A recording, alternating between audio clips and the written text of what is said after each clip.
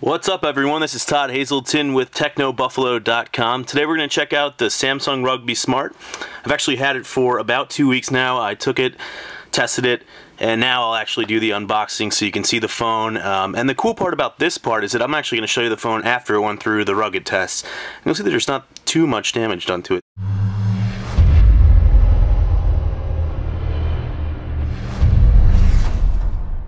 Quickly, let's get started. Quick look at the box. It's a HSPA Plus device, not actually 4G LTE as you might imagine. 5 megapixel camera. Here's the phone itself.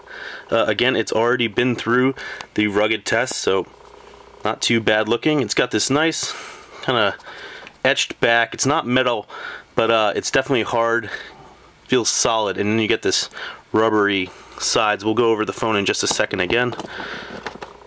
Inside you have the standard paperwork and your USB charger and cord. So we'll push that off to the side. Let's get into the phone itself. Alright, here we are with the phone. It's just booting up. You've got a 3.7-inch Super AMOLED screen there. It's got a 800 by 480 pixel resolution. Trying to get this camera adjusted for you. You've got these nice sort of hardware buttons. Actually, they're really clicky and they feel like rubber, so they're actually pretty good quality right there. We've also got the 5 megapixel camera on the back and that little screwdriver kind of hole that locks the thing in place, or the battery cover. So once you remove that, you could pop out the battery.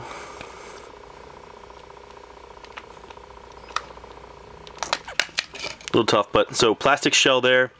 There's your battery. Let's see.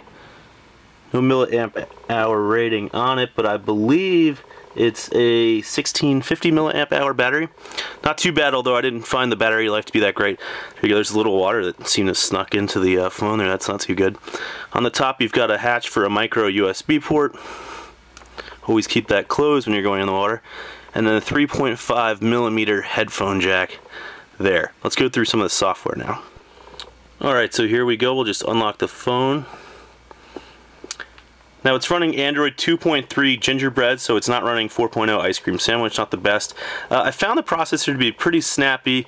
The screen was just a little too small for me during my test, mainly because I would do things like Draw Free, that awesome game that I'm very addicted to, and found that it was actually hard to draw on the screen accurately as opposed to on even the iPhone or stuff, and I'm not sure exactly why, but I'm guessing it has something to do with the pixel density or something like that. So generally it took okay photos with that 5 megapixel camera, but not amazing. I also had a little water on the lens after dunking it, so that could have been a partial reason. But the actual HD video, it shoots 720p HD video, did not turn out that great. It had some bluish tint to it, so I wasn't too impressed.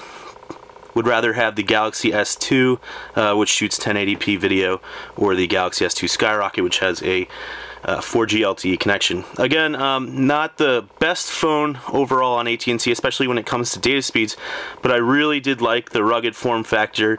You'll see in just a moment that I was able to throw it in the water, throw it in the sand, kick it around on the dirt, and you can see that there's not too much of anything, scratches or anything on the phone, which is pretty surprising. There we go, quick look at the Samsung Rugby Smart from AT&T. Okay, now we've got the Rugby Smart back here in the backyard. Let's see if it survives a couple drops. Kick some rocks on it. Again. Let's see, we'll do a little pavement. Kick it around.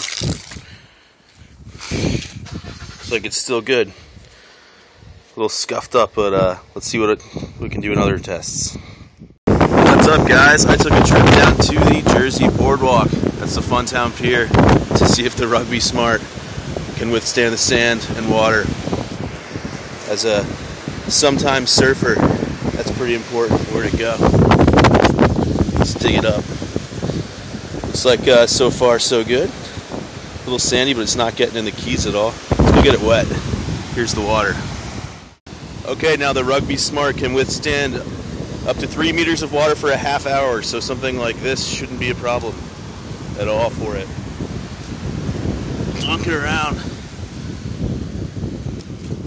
Get it real wet. There it is, all sandy. Let's see how it does. It's buzzing a little bit. We'll be right back. My feet are wet. Alright, so those tests were a little scary. I thought the phone wasn't turning on outside. It turns out that was actually just the screen. I couldn't see this screen outdoors under direct sunlight, so it was buzzing to let me know if I wanted to turn off the phone or not. But right when I got indoors, I saw that nothing was wrong. Again, I dunked it into some water, into a water glass and everything, and really it had no problem other than that little amount of water we saw when I took off the battery cover. Not sure how that got there, but you know, overall the phone has held up very well. So anybody looking for a really solid, rugged phone that doesn't sacrifice too much with, you know, with Android in terms of features, this is definitely a solid choice. So again, this is Todd Hazelton with TechnoBuffalo.com.